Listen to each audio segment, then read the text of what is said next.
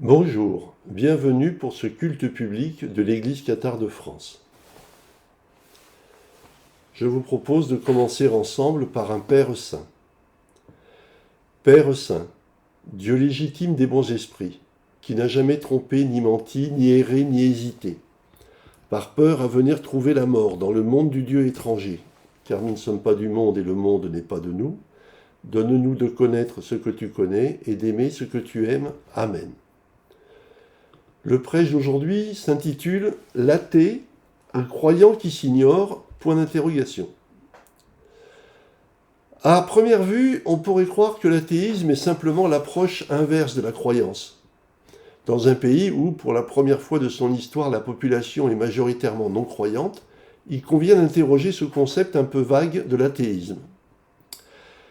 Les rapports houleux de l'homme envers la religion.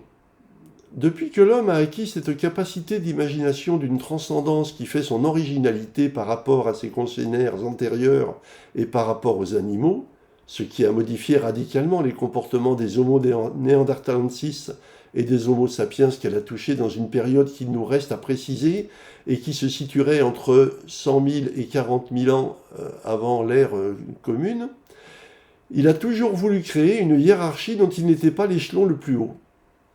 Se plaçant juste en dessous d'une entité transcendante qu'il ne sait pas encore nommer, il crée un rapport d'autorité qui lui permet de résoudre les conflits mimétiques provoqués au sein de la société qu'il a créée par le regroupement de cellules sociales nucléaires. Ce système va évoluer au fil du temps, mais il conservera une évidence: l'homme n'envisage pas de se passer d'un dieu. L'homme est les dieux. En fait, du moins au début, ce n'est pas une entité divine différenciée qui est évoquée, mais plutôt une nature divinisée, les arbres, les pierres, la terre, l'eau, etc. Puis, les dieux deviennent des entités comparables à l'humanité, avec des personnages dont les caractères rappellent ceux des hommes et qui, selon les cas, s'impliqueront dans la vie des hommes ou les ignoreront. Le polythéisme est très largement la norme et par sécurité, le syncrétisme s'impose à l'occasion des conquêtes pour éviter de s'aliéner les dieux des vaincus. Le monothéisme viendra bien plus tard, au départ par la mise en avant d'un des dieux, Aton, Yahvé, etc., puis par une hiérarchisation qu'il placera Dieu en haut d'une pyramide céleste qui reproduit à sa façon la hiérarchie sociétale humaine.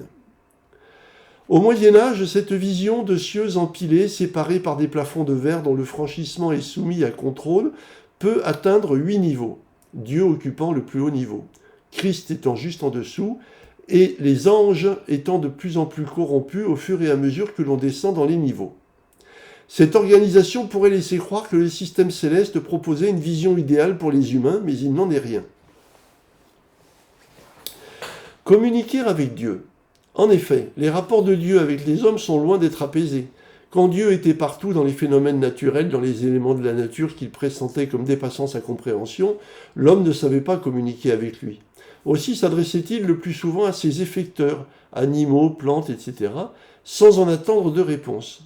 Puis des intermédiaires sont apparus pour décrypter les signes de l'être transcendant et organiser la société de façon efficace et docile, selon la loi qu'il transmettait ainsi aux hommes. Des chamans aux prêtres des religions monothéistes, cette interface épargnait à Dieu de devoir répondre aux plaintes des hommes. Ensuite, l'homme a voulu croire que les dieux lui étaient en quelque sorte un peu semblables, et le polythéisme en a fait des êtres partageant nos passions, mais avec des rapports allant de la simple violence et du mépris, comme chez les Sumériens, à une certaine forme de collaboration, comme chez les Grecs. Le passage au monothéisme n'a rien changé, hormis l'interlocuteur devenu unique et omnipotent. Ses passions restaient bien humaines, et sa violence divine. Les hommes se sont alors considérés comme des esclaves passifs, jusqu'à l'arrivée du christianisme qui nous parlait d'un Dieu prônant l'amour. Pourtant, en voulant associer judaïsme et christianisme, ce Dieu devenait presque schizophrène.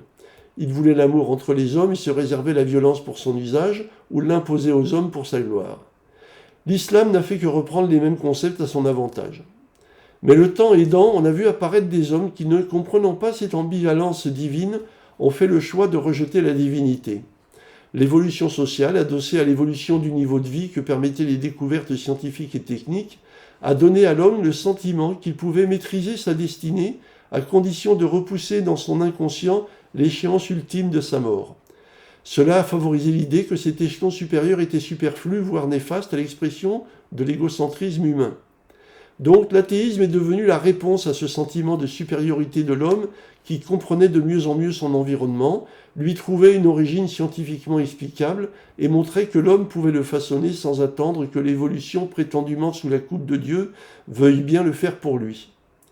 L'athéisme étant donc une négation de Dieu, ces hommes se sont persuadés qu'ils avaient enfin réussi à se débarrasser de cet hôte encombrant. Mais est-ce aussi simple ? L'athéisme est-il une négation de Dieu ? De la négation de Dieu à son apparente inutilité. L'athéisme est-il une réaction contre Dieu ou bien une construction intellectuelle et philosophique qui se situe dans un autre univers que celui des croyants ? Cette question me paraît centrale pour comprendre l'athéisme. Elle demande de s'interroger sur le fondement de l'athéisme. Avant le siècle des Lumières, l'athéisme était strictement réactionnel, ses partisans étant en opposition frontale avec des pouvoirs qui les empêchaient d'agir à leur guise et qui prétendaient le faire avec la caution ou l'onction divine. Parallèlement à cette opposition purement politique, va se mettre en place une opposition philosophique. Le développement des sciences qui s'appuyaient sur la matière et sa connaissance venait s'opposer à l'alchimie qui reposait sur des concepts de pouvoirs occultes que l'on attribuait selon les cas à des servants de Dieu ou du diable. L'homme, en réussissant à mieux comprendre les secrets fondamentaux de la matière et les lois de la physique, comprit que les théories religieuses étaient fausses et en conclure que Dieu était un mythe. Du coup, le pouvoir que l'on réclamait venu de Dieu était dévalorisé et devenait même une dictature mensongère, méritant la révolte et bientôt la révolution. L'athéisme militant est-il un déisme sans Dieu ? C'est à mon point de vue le défaut de la cuirasse de l'athéisme. En effet, étant né d'une opposition à ceux qui se prétendaient désignés par Dieu, il devient une opposition à Dieu lui-même. Or, la négation de Dieu ne peut pas être une opposition à Dieu, car s'opposer à Dieu revient à le reconnaître comme une réalité. Le nier oblige à ne pas s'opposer à lui. Le paradoxe de nommer et de s'opposer à ce que l'on veut nier est un aveu d'échec. Mais l'athéisme est-il pour autant un courant philosophique détaché de tout rapport à une forme de transcendance qui viendrait s'opposer à des courants de pensée qui adjoindraient à une démarche philosophique une dimension mystique accessible uniquement par la foi ? En fait, ma réponse est non. La construction de l'athéisme me semble fort ressemblante à celle de la spiritualité. Maintenant que nous avons pu atteindre aux limites de la science et que nous pouvons la critiquer plus efficacement, il apparaît que l'athéisme comporte lui aussi, au-delà de la philosophie qui constitue l'essentiel de son discours, des conceptions intellectuelles qui nécessitent une forme de foi pour pouvoir se développer. Comme je l'avais déjà expliqué dans le passé, le discours scientifique se heurte comme le discours religieux à des incompréhensions qui le dépassent, et il fournit des réponses qui sont très proches de celles que fournit le discours religieux. Face à des impasses scientifiques, le discours est souvent de considérer que la réponse viendra plus tard, avec de nouvelles découvertes, ce qui arrive parfois, et le discours religieux propose simplement que nous ne sommes pas en mesure de comprendre les desseins de Dieu. Les voies que la science ne parvient pas à expliquer sont tout aussi impénétrables que celles de Dieu. Quand un phénomène parfaitement identifiable se produit de façon parfaitement inexplicable par la science, la réponse est que nous ne maîtrisons pas suffisamment de connaissances, ou parfois, quand cela est possible, le phénomène est nié. Du côté religieux, on parle de mystère ou de miracle. Cela me conduit à penser que l'athéisme est moins une négation de Dieu que son remplacement. Mais là où les hommes avaient vu comme un progrès de passer du polythéisme au monothéisme, l'athéisme rétablit à sa façon une forme de polythéisme. Notre monde moderne voit donc se développer dans différents domaines des approches spirituelles et athées qui permettent de concilier les éléments les moins acceptables de prime abord avec la morale de ceux qui les mettent en valeur. Les dieux des athées sont donc tour à tour la science, le pouvoir, l'argent, l'homme lui-même et sans doute d'autres éléments que l'on pourrait étudier. Un peu comme les dieux gréco-romains, ils sont spécialisés dans leur domaine, empreints de particularités caractérielles et plus ou moins apprivoisables par les hommes qui les servent. Ils sont aussi tour à tour dénigrés, voire rejetés au nom d'autres principes. Récemment, l'homme se considérant lui-même à l'égal d'un dieu s'est mis en quête des moyens d'en acquérir les compétences en s'opposant à la nature quand elle le dessert et à la science quand elle le menace. L'homme peut-il vivre sans Dieu ? Si même l'athéisme est une forme de déisme, il est logique de se demander si l'homme peut se passer de Dieu. Mais la bonne question est de se demander pourquoi l'homme s'est-il tout à coup intéressé à se créer une entité transcendante. Cela me permet d'en revenir au début de mon propos, quitte à paraître tourné en rond, car en fait je crois que la capacité de l'abstraction particulière à l'homme est la cause de son impossibilité à se passer d'un Dieu. Contrairement à certains animaux qui sont capables de construire un concept abstrait, comme d'imaginer un congénère absent par exemple, l'homme est capable d'une abstraction majeure qui lui pousse à imaginer ce qui n'existe pas dans son monde et dont il n'a pas l'expérience. L'origine de la spiritualité. Cette capacité est extraordinaire, mais moins extraordinaire encore que le fait qu'elle soit apparue chez des espèces déjà existantes depuis plusieurs dizaines, voire centaines de milliers d'années. Elle semble être aussi apparue de façon relativement rapide et complète, ce qui s'oppose à une évolution classique. Enfin, contrairement à l'évolution déjà à l'œuvre et bien étudiée, elle est contre-performante. En effet, l'évolution permet d'explorer des voies pour rejeter celles qui sont infécondes et favoriser celles qui permettent une progression de l'espèce concernée. L'abstraction ne sert à rien, voire elle complique la vie de ceux qu'elle touche. En effet, quel intérêt d'imaginer ce qui pourrait se passer après notre mort ? Quel intérêt de se passionner pour des civilisations extraterrestres que l'évolution de notre univers et leur éloignement rendent de toute façon inconnaissables à tout jamais ? Donc, si la capacité d'abstraction transcendantale est inutile et qu'elle ne concerne que l'homme, faisons ici le deuil du cimetière des éléphants aujourd'hui largement invalidé. Comment expliquer son apparition ?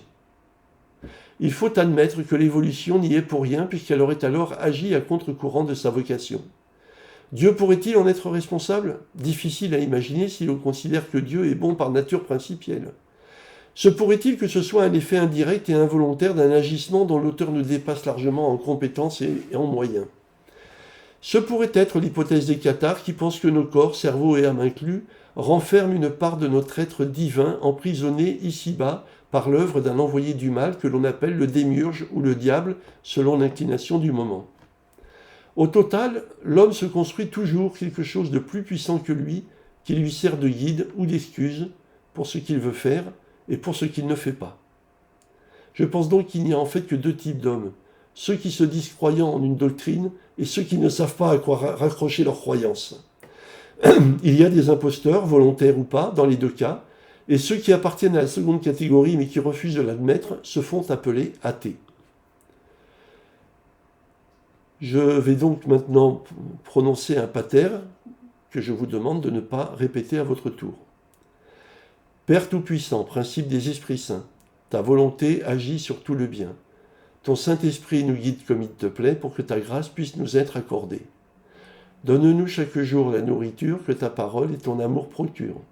Remets-nous nos fautes et nos manquements comme pour nos frères nous en faisons autant, et soutiens-nous dans les difficultés afin de nous délivrer du mauvais. Amen. Je vous remercie de votre attention et je vous donne rendez-vous dans un mois pour un prochain culte public et un nouveau prêche. Au revoir.